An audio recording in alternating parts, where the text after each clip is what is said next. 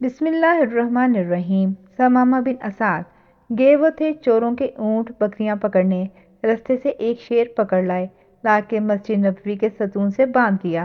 وہ سمجھے کوئی عام رہزن ہے وہ تھا ایک سردار، ایک بادشاہ، اونچا لمبا، باروب گرجدار آواز والا۔ یہ 10 محرم 6 ہجری کی بات ہے۔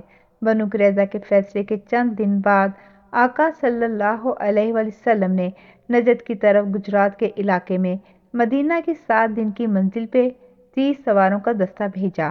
مقصد تجارتی راستوں میں دخل اندازوں کی سرکوبی تھا۔ بکرات کے علاقے ذریعہ کے آس پاس کرتا بستی میں وہ گئے تھے۔ دشمن بھاگ گئے، 10 لوگ دشمن کے مارے گئے، 150 اونٹ اور 3000 بکریاں ہاتھ لگی۔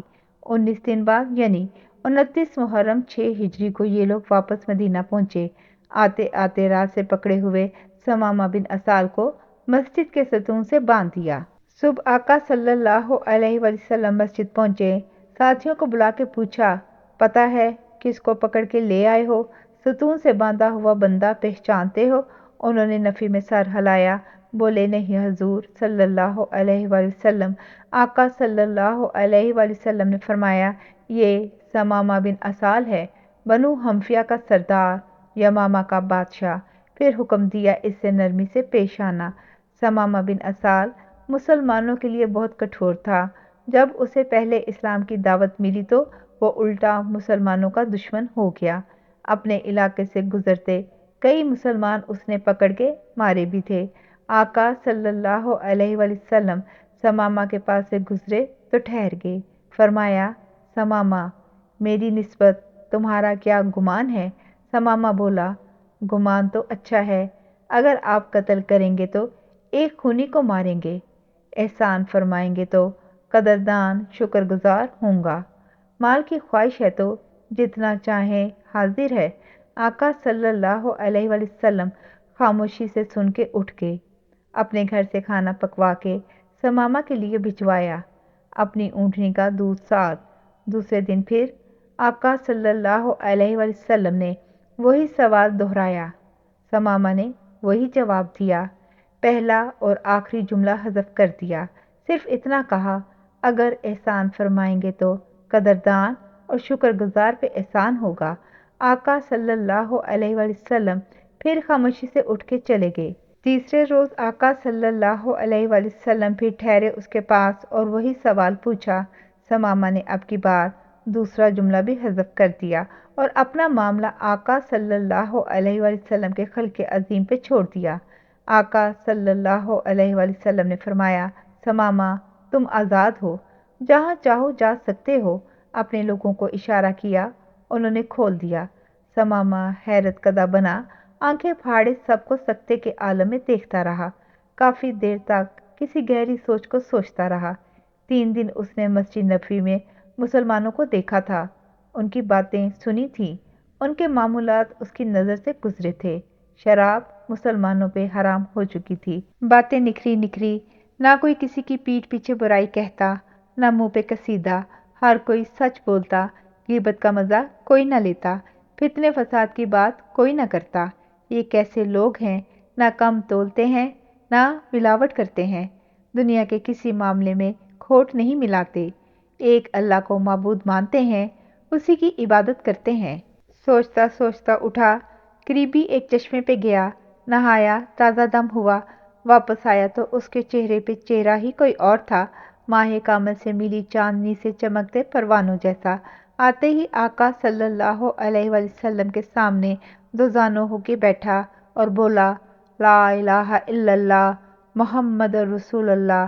بولا، آقا صلی اللہ علیہ وآلہ وسلم، جب ادھر لایا گیا تو روئے زمین پہ سب سے برا مجھے آپ کا چہرہ لگتا تھا، اور اب پوری کائنات میں سے سب چہروں سے زیادہ محبوب آپ کا چہرہ ہے۔ مجھے آپ کا دین بھی سب سے برا لگتا تھا، اب یہی سب سے پسندیدہ۔ آپ کے شہر مدینہ کی نسبت بھی میرا ایسا ہی گمان تھا، اب یہ اپنا شہر لگتا ہے سب سے پیارا۔ آقا صلی اللہ علیہ وآلہ وسلم یہ اتھل پتھل کیسے؟ پھر پوچھنے لگا، میں عمرہ کرنے کی نیت سے نکلا تھا، اب کیا حکم ہے؟